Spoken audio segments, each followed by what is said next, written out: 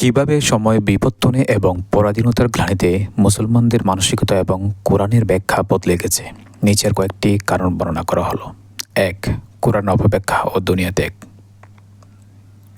কোরআন একসময় মুমিনের চাঁদ ও তারার অধিপতি বানিয়েছিল মহাবিশ্বের। কোরআন এসেছিল মানুষকে কর্মতৎপর করতে, বিশ্বজগৎ জয় করতে এবং নেতৃত্ব দিতে। কিন্তু বর্তমানে মুসলমানরা কোরআনের ভুল ব্যাখ্যা করে বলছে যে দুনিয়া ত্যাগ করাই ধর্ম, অথচ ইতিহাস বলে এই কোরআনের শিক্ষায় একসময় মুসলমানদের জ্ঞান, বিজ্ঞান এবং বিশ্ব শাসনের শ্রেষ্ঠত্ব দিয়েছিল। অর্থাৎ সমস্যা কোরআনের নয়, বরং আমাদের বোঝার ধরনে। ২. ভাগ্যের দোহাই বনাম সংকল্প। ভাগ্যের উপর ছেড়ে দেওয়া, অথচ তাদের পূর্বপুরুষরা এমন ছিলেন যাদের সংকল্পের মধ্যে লুকিয়ে ছিল আল্লাহর তাকদির বা ফয়সালা। বর্তমানে মানুষ অলস হয়ে বসে থাকে আর বলে কপালে যা আছে তাই হবে।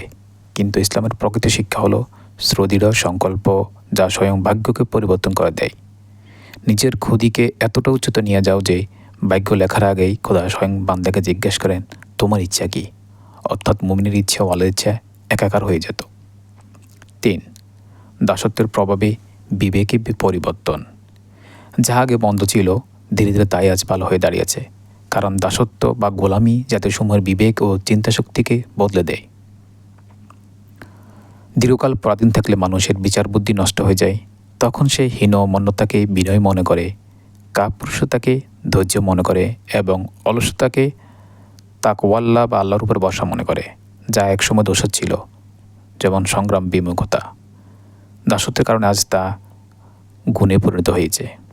মূল শিক্ষা: মুসলমানদের মনস্তান্ত্রিক পরাজয় থেকে মুক্তি পাওয়ার আহ্বান জানিয়ে তার মতে ধর্ম মানে বৈরাগ্য নয়, ইসলাম মানে জগৎ ত্যাগ করা নয়, বরং জগৎকে জয় করায় সেখানে ইনসাফ কায়েম করা। সক্রিয় তকদির: ভাগ্য মানে অলসতা নয়, বরং সর্বোচ্চ চেষ্টার পর আল্লাহর উপর ভরসা করা।